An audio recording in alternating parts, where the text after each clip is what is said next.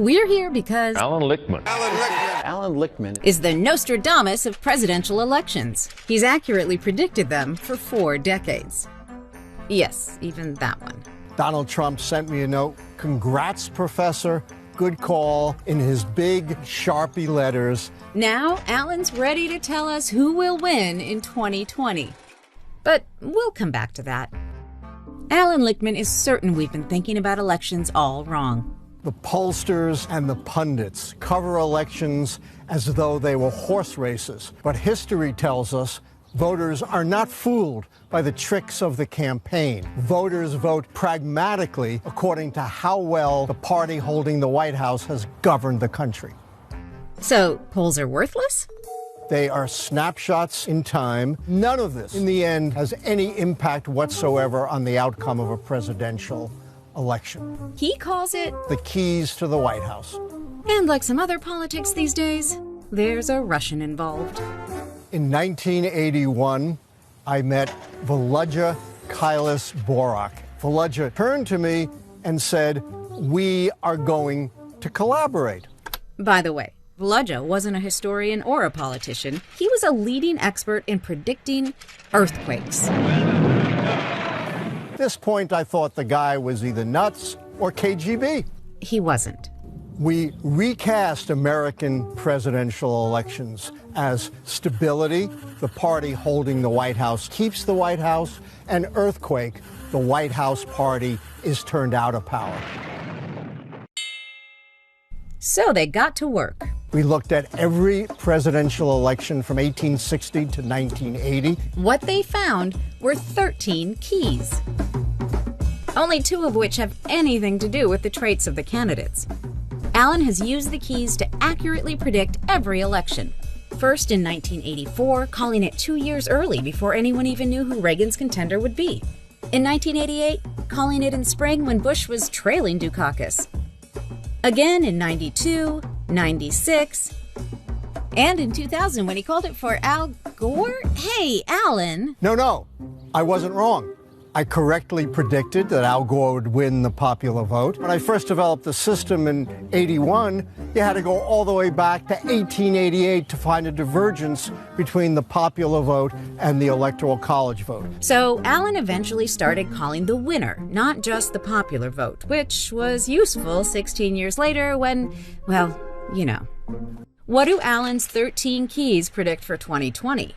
And remember, an answer of true always favors the re-election of the White House party.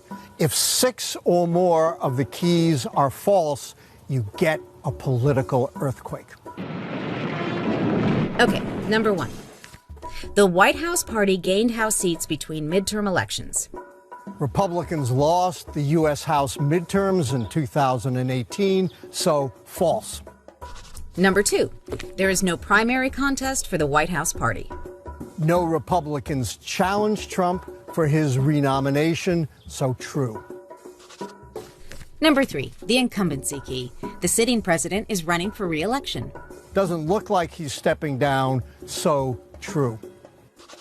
4, there's no third-party challenger. Despite claims by Kanye West to be running, this is a 2-party race. This is looking pretty good for Trump so far. Number 5, the short-term economy is strong. The pandemic has pushed the economy into recession. False. 6, long-term economic growth during this presidential term has been as good as the past 2 terms. The pandemic has caused such negative GDP growth in 2020 that the key has turned false. Number 7, the White House has made major changes to national policy. Through his big tax cut, but mostly through his executive orders, Trump has fundamentally changed the policies of the Obama era, so true. Number 8, there is no social unrest during the term. There has been considerable social unrest on the streets with enough violence to threaten the social order, so false. Number 9, the White House is untainted by scandal. My favorite key. As I predicted, Trump was impeached. Plus, he has plenty of other scandals, so false. Number 10. The White House has no major foreign or military failures abroad. We've had some very difficult moments with Donald Trump, but so far, true. 11. The White House has a major success abroad. While Trump hasn't had any big, splashy failures, he hasn't had any major successes either. So, false. 12. The incumbent party candidate is charismatic. Donald Trump is a great showman, but he only appeals to a narrow slice of the American people, and as a result, false. 13. The challenger is uncharismatic. Biden is a decent, empathetic person, but he's not inspirational or charismatic. So, true. That means Keys predict that Trump will lose the White House. that's Alan Lichtman's prediction. And Alan Lichtman is always right. Okay, so that video is very explicit and clear. It says that of the 13 keys, Trump was winning and cruising despite everything until the coronavirus, the social unrest, and the economic downturn, long and short. So there's no way that he could bring it back with the short term unless some miracle happened. So that puts it literally in Biden's doorstep. So what do you think about that? Because that means that Kamala Harris coming in would be instantly put into being vice president. What are your thoughts, Nestor? There's two things. I mean, first of all, what I think is going to be really interesting, because President Trump will be very strong in the debates, and I don't think that Vice President Biden will be able to actually cope with a confrontation with Trump. What do you think of that, Dave? I agree with you completely. Biden's strong, but he doesn't seem like he's fast. What he brings to the table seems to be just moderate, straight, get it done, no fuss. Trump's a battler, and so he likes to go at it. He likes to bully. He likes to get stuck in there, and he likes to pull people up. So right now he'll have writers putting together lots of things he can get Joe Biden on that are very personal, even though he might not have any substantial reason for saying them. It doesn't matter, they'll stick, because that's the nature of what his way of governing and covering other people really is. I don't think that Biden is able to take him on as a one-to-one, but I do think that Harris could. But it just seems like they're in the wrong position at this moment in time.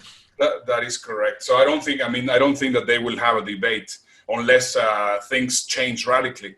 But I think, well, yesterday you were telling me, or 2 days ago, you were mentioning that with his Axios interview that he had, they were basically really making him bite. And apparently they are training Biden to see how he can interact with that. But let's say those are just things that we do not know. What I think is very interesting is just to talk about the what if, to speculate a little bit of what can happen. Let's say that Alan Lichtman is correct. Let's say that Biden is the 46th president of the United States, and as of the 20th of January 2021, he becomes the president.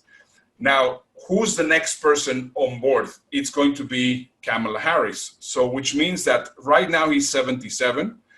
What will happen if he suddenly says after a month or 2 months or 6 months, he says, well, you know, I had enough and I would like to leave the presidency to my vice president. So then she's going to become president. That's one of the things that can happen. The other one, and God forbid something happens to him, she will be taking over. God forbid, and he gets diagnosed with the coronavirus, then Kamala Harris gets over again. So in my eyes, the possibilities of Kamala Harris becoming the 47th president of the United States very soon are very high. What would the implications be for this, for the African American, for the Asian American, and for other people which are, no white people in the world? And that's why I think, Dave, it will be great if you can possibly give us, what are your thoughts on that? On the spot. Well, first of all, I don't think it's an accident that they've chosen Kamala Harris as this potential support for Biden. He knows, and their party are very aware that there's a very good chance those 4 years and the extra stress and strain, despite him being fit and compos mentis and all the rest of it, right now, there's no guarantee that it will happen. So they will have put somebody deliberately in position who they would have thought would be an ideal running mate for him with teeth and claw, but also potentially could be in charge. Now, what that means is a couple of different things. First of all, from a neutral point of view, having a woman in there is amazing. Having a woman president, if you look at the coronavirus responses from all around the world, the best ones by far came from countries that had a woman in charge who was nurturing the population and making choices based on everybody getting to the finishing line in one piece, rather than financially, how can I still get voted back in? That was a decision that was made, which in many cases was smart. I mean, all cases was a smart decision for everybody, because if the country buys into you and they follow your rules of lockdown and masks and not letting people come into the country until it's all clean and all the rest of it, then they're going to vote for you again anyway. And the finances that hit the economy are fantastic. If you look at New Zealand, and New Zealand is one of the few countries that has a complete audit of everything. So everything from the cost of the buildings to the money that comes in to the money that goes out is all balanced on a balance sheet that can be looked at by anybody, including all the citizens, and what their actual investment in their country is worth. And with that in mind, there were no hidden bits. If a government says, I'm going to spend this amount of money on advertising and marketing, they say it and it will be audited at the end of the time. So I think that by having a female in charge, you've got that. By having somebody of color, I think that what it does is, firstly, for everybody who responded to the Black Lives Matter and the clear sigh of this is not right that went across the world about the idea of George Floyd and the racism in the police and so on, that became a huge issue. I think there'll be a lot of people wanting to see somebody of color actually responding to that. Whether or not it's actually a response that actually turns into something, just a figurehead of having somebody in the decision-making process makes a big difference. And the third thing I would say is she's not the ideal candidate for many people because she's been a prosecutor. So what she is a lawmaker. She's not one of these people who says the law's wrong. She's somebody who drives and prosecutes people. I think that will actually appeal to a lot of the more conservative people who don't want to see everything get defunded, the police get defunded. They don't want to see the challenges necessarily going in one direction. I think they want to see some kind of stability, which I think that she kind of brings in with her own politics. She wants change, but she wants the establishment to stay as it is, but change from within. So I think that that's something that she brings to the table that might not exist under anybody else in that position. Sure that he could have got somebody who's more yes, or somebody that was more easy to deal with, and he chose somebody who confronted him on the democratic decision-making process when they're all up there on the podiums. She went for him on about race and other things. So she's not one that's going to lie down and put up with everything, but I think it's going to make a very interesting dynamic. The people of color, I think it's great. I honestly think that they feel the same as they thought when they saw Obama being in that position. But what I didn't understand is the huge backlash against Obama being in that position because he was of color. So does that mean we've got a different world or a different America? Not convinced, but I think it's a step in the right direction for people of color. Yeah, this is an interesting one because, of course, she is not half black, half white, but she's black Asian, which, of course, I mean, gives it another boost to another demographic, which I think it's interesting. So right now, just to finish this video, let me just say one thing. We would love to hear your comments. Once again, Dave and I took away all the political side of it. We don't want to have any comments of all these people trying to be nasty and offensive. Please do not do any nasty comments or anything like that. But just let us know. I mean, let us know what your thoughts are, because I think this November election season is going to be very interesting. So keep it clean. Make sure that try to be objective in the exact same way as Dave and I be. And we look forward to listening to your comments. Absolutely. Dave, thank you very much for this intervention on this news happening here on the Toilet Paper Diaries. We are a little bit off the air, but we had to actually come here to report this interesting news. It's See worth you coming very back soon. together. It's worth getting the band back together once again. Excellent. Love to know your thoughts. Look after yourself. Thank you. See you. Thanks for watching the show. We hope you enjoyed it. Make sure you watch all the videos over here. There's 2 choices for you.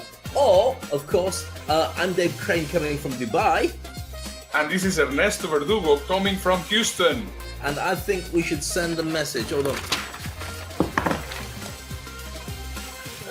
What is this? Subscribe.